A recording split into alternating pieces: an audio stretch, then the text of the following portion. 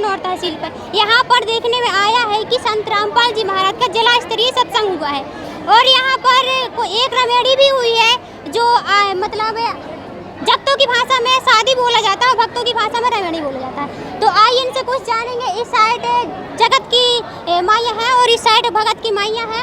इनसे कुछ जानेंगे जी, इनसे क्वेश्चन क्या पूछना चाहती हैं। नमस्कार। नमस्कार। क्या नाम है आपका? सुधा राजा बंदेला।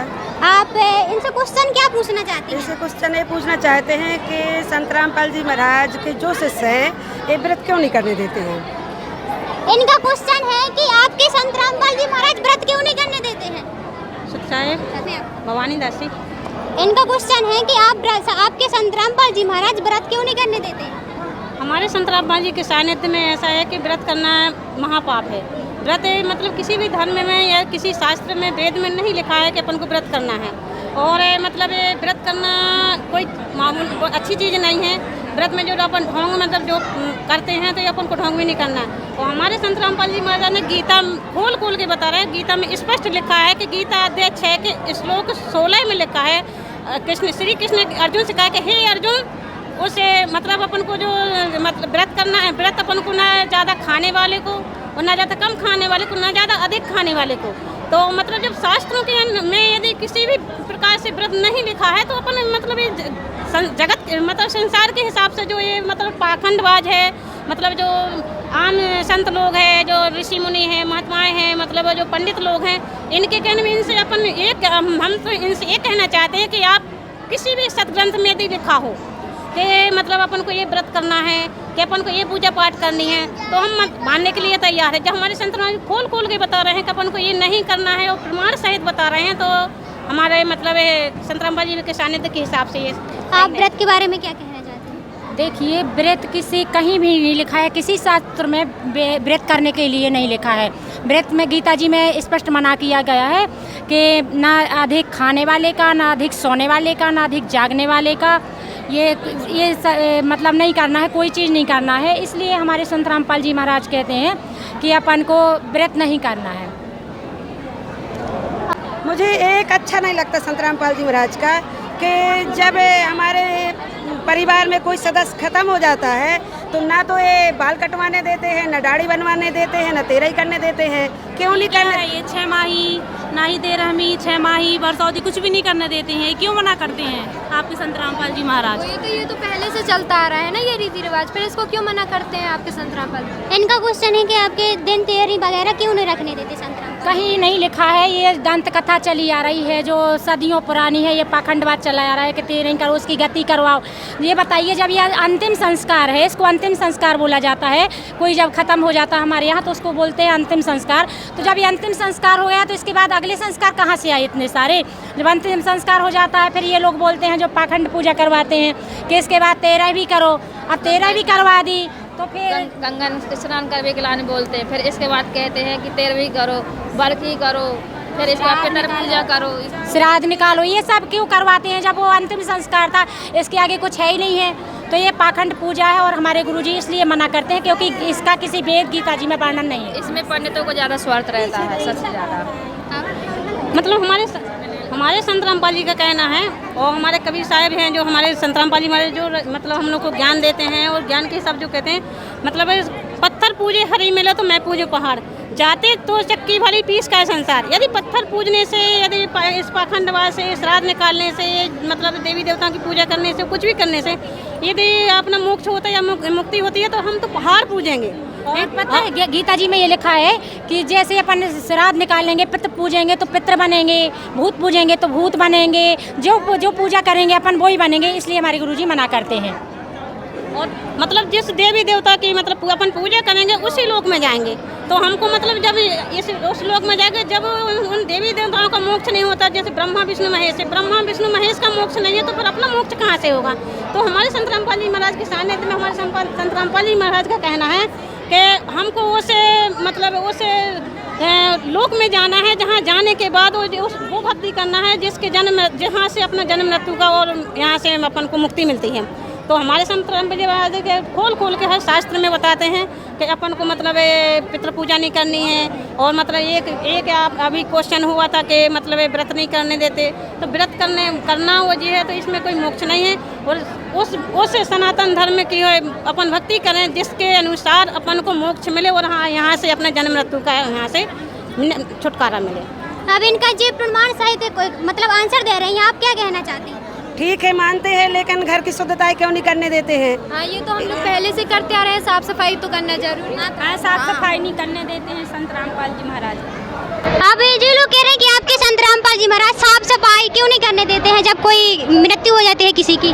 देखिए, जब तक वो घर में रहता है उसका धन दौलत अपन को सब कुछ प्रिय रहता है, उसका सोना नहीं फेंकते, उसकी चांदी नहीं फेंकते, उसका कुछ नहीं करते। और बाकी वो इतना बुरा रहता है कि उसके जाने के बाद हम सारे घर की साफ सफाई करें, उसके जो कपड़े हैं वो फेंकें, ये करें, मुंडन करवाएं, ये सब करवाएं। ये सब पाखंड पूजा है, ये कहीं नहीं लिखा है। और ये बताइए आप, जैसे ठीक है हमारे जो भाई लोग हैं उन्होंने तो बाल कटवा लिए और ये सारा पाखंड कर लिया। बहनें हैं जो अंदर बैठी रहती हैं, माई लोग बहनें, तो वो नहीं छुताई होती हैं क्या? उनमें छूत नहीं लगती है? वो तो उनके तो और ज़्यादा बड़े बाल रहते हैं, वो क्यों नहीं उनको कटवाती हैं? केवल जो पुरुष वर्ग है वही इसमें मतलब छूत हो जाता है, छुआछूत होता है। और जो माइयाँ हैं उनको छूत नहीं लगती क्या? ये बताइए, पाखंडवाद हुआ कि नहीं? आप ही बताइए।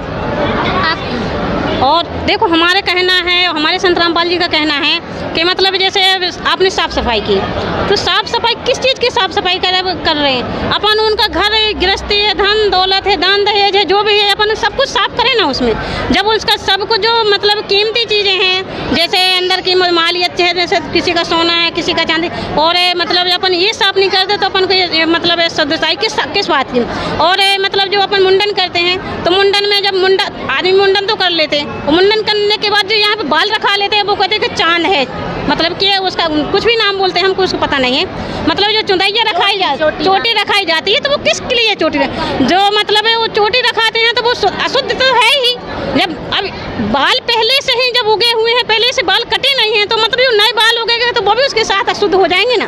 तो शुद्धता ही मतलब उसका है कि जब अपन पूरा बिल्कुल बाल साफ कर दें और बिल्कुल ना चोटी रखाएं, ना मतलब चांद रखाएं, कुछ भी ना रखाएं, तब हम मानते हैं कि मतलब और मतलब अपनी शुद्धता ही हुई है। हर प्रकार से मतलब जो अपन कहते हैं कि मतलब ये साफ सफाई खुद, ये सब पाखंडवाद है। ये सब किसी भी वेद शास्त्र में, किसी भी धर्म ग्रंथ में नहीं लिखा है कि अपन ये चीज़ें करें। अब तो और शासन ने भी एक एक्ट बना दिया है कि जो तेरे भी करेगा, ये करेगा, तो उसके लिए कानून बना है कि उसको सजा का प्रावधान है इसमें, और उसमें जुर्माना भी हो सकता है। तो औरतों का पहला श्रृंगार तो सोना होता है ना। हमने अभी देखा है कि मतलब जो आपके गुरुजी का क्या होता है, रेमेडी क्या शादी कहते हैं, एक बुक दी, वो आरती वगैरह क्या चला है। दहेज लेने दिया है ना कुछ, अपनी बेटी को हम दहेज नहीं दे सकते। सही है, दहेज लेना या देना यानी परसों से चला आया है, लेकिन संत रामपाल जी महाराज किसे चाहिए? संत रामपाल जी महाराज मना नहीं करना चाहिए, इनको देना चाहिए। हम अपनी लड़की से लेकर बड़े तक पालते पोसते हैं कि अपने बच्ची को ये देंगे वो देंगे, और जब यहाँ आपके गुरुजी के पास है क्या होती है शादी रेमेडी, इसमें तो ऐसे ही निकाल दिया जाता है। ये क्या है? ना कोई मंडप रहता है, ना कुछ रहता है, ऐसे ही विदा कर देते हैं। अब इनका क्वेश्चन है कि आपके संत रामपाल जी महाराज जो शादी होती है वो मतलब 17 मिनट में रेमेडी हो जाती है और एक एक पुस्तक देकर उनको विदा कर दिया जाता है, इसमें क्या कहना चाहती हैं? देखिए, हमारे जो संत रामपाल जी महाराज 17 मिनट में शादी करवाते हैं, उसको हमारे गुरुवाणी बोलते हैं, रमणी बोलते हैं। तो उसमें 33 करोड़ देवी देवताओं की स्तुति होती है, और उसी के साथ में गुरुवाणी के साथ में 17 मिनट की रमणी हो जाती है। और जो बहन जी ने बोला है अभी कि दहेज नहीं लेते हैं, ना देते हैं, ना सोना देते हैं, कुछ नहीं करते हैं, तो देखिए, कोई बहन बहुत बड़े अमीर घर की होती है, कोई गरीब घर की होती है, तो ये हमारे गुरुजी भेदभाव को मिटाना चाह रहे हैं। गरीब और अमीर सब एक जैसे हैं, ना कोई यहाँ पे बड़ा है ना कोई छोटा है, इसलिए हमारे गुरुजी सिंपल वे में बिना दहेज के शादी कराते हैं। आप क्या कहना चाहते हैं? ये बोलना चाहते हैं कि देखो, बेटियां तो सभी की मतलब प्रिय होती हैं, चाहे एक हो बेटी या दो हो, ठीक है ना। लेकिन जो पिता गरीब होता है उसके लिए बहुत बोझ बन जाती है लड़कियां। इसी का दहेज के कारण कई बेटियों की जान भी गई है। आपको भी पता होगा कि कई बेटियां इसी जीवन नष्ट कर दिया गया है कि दहेज की वजह से प्रताड़ित किया जाता है, ससुराल में प्रताड़ित किया जाता है उनको, क्योंकि वो दहेज लेके नहीं आती हैं। जो बड़े घर की लड़कियां होती हैं उनको बहुत सारा दहेज दिया जाता है, उनको देख के उनके ससुराल वाले कहते हैं वो तो इतना सारा दहेज लेके आई, आप क्यों नहीं आई हो। तो इसलिए उनकी मतलब माता पिता बहुत परेशान हो जाते हैं और अंत में ऐसा मतलब निष्कर्ष निकलता है कि उनकी आत्महत्या करने में मजबूर हो जाती हैं बेटियाँ। इसलिए हमारे गुरुजी कहते हैं कि यह बेटी चाहे गरीब की हो या अमीर की हो, लेकिन उनको एक समान किया जाए। यदि शादी करते हैं अपन तो दहेज से थोड़ी ना करते हैं, उसका मतलब स्वभाव अच्छा होना चाहिए, घर का रहन सहन अच्छा होना चाहिए, घर परिवार संभाल सके, यही तो अच्छाई है ना। ये थोड़ी ना कि सोना पहन के बैठ जाए तो मतलब अच्छाई हो गई। एक लड़की यदि सोना पहन के बैठ भी जाती है, यदि वो घर में अच्छे से नहीं रह रही है तो उसका सोना पहनने का मतलब ही क्या है। तो हमारे गुरुजी जी कहते हैं कि मतलब सोना पहनने से अच्छा जो है कि घर में प्रेम पूर्वक रहो, सभी को सम्मान करो, कोई अतिथि आता है उसको अच्छे से मतलब खाना पीना जो भी है वो करवाओ, यही हमारा सबसे बड़ा गहना है। आप सोने के बारे में क्या कहना चाहती हैं? देखिए गुरुजी हमारे बताते हैं, सत्संग में हमने सुना है कि जैसे अपन ने दहेज लिया, आज बहुत सारा दहेज ले लिया और दहेज लेने के बाद वो क्या है, कर्ज बनता है, अपन को किसी जन्म में आके यहाँ चुकाना पड़ता है, चाहे गाय बैल भैंस बन के, चाहे दामाद बन के, चाहे जैसे भी चुकाना पड़ता है या बीमारी से निकल जाता है।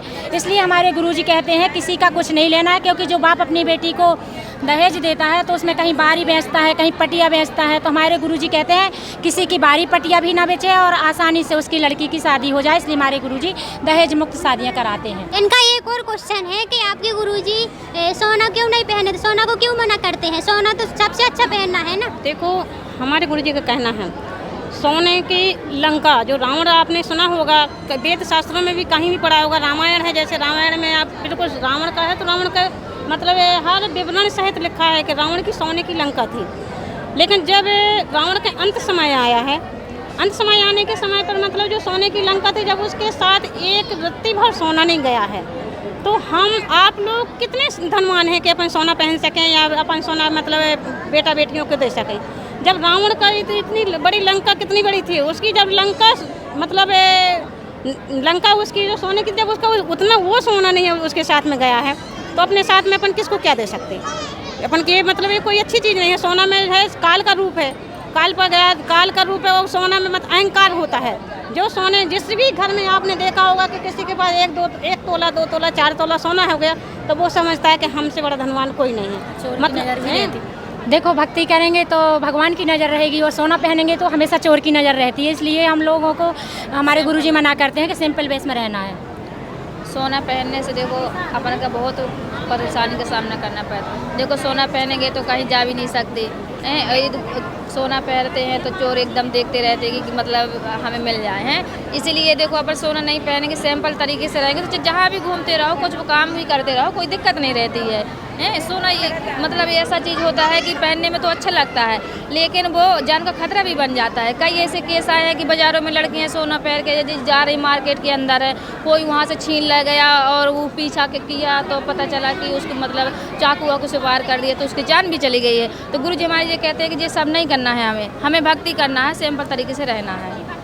और आप क्या कहना चाहती हैं? जैसे कि आजकल के बच्चों का ये शौक होता है कि जब वो बढ़ते हैं उनका बर्थडे मनाया जाए, फिर आपके गुरुजी बर्थडे मनाने को क्यों मना करते हैं? ये लास्ट क्वेश्चन है हम लोगों का। अगर उत्तर दे दिया तो हम लोग अभी के अभी परमात्मा आपके गुरुजी से जुड़ जाएंगे, नाम दीक्षा ले लेंगे।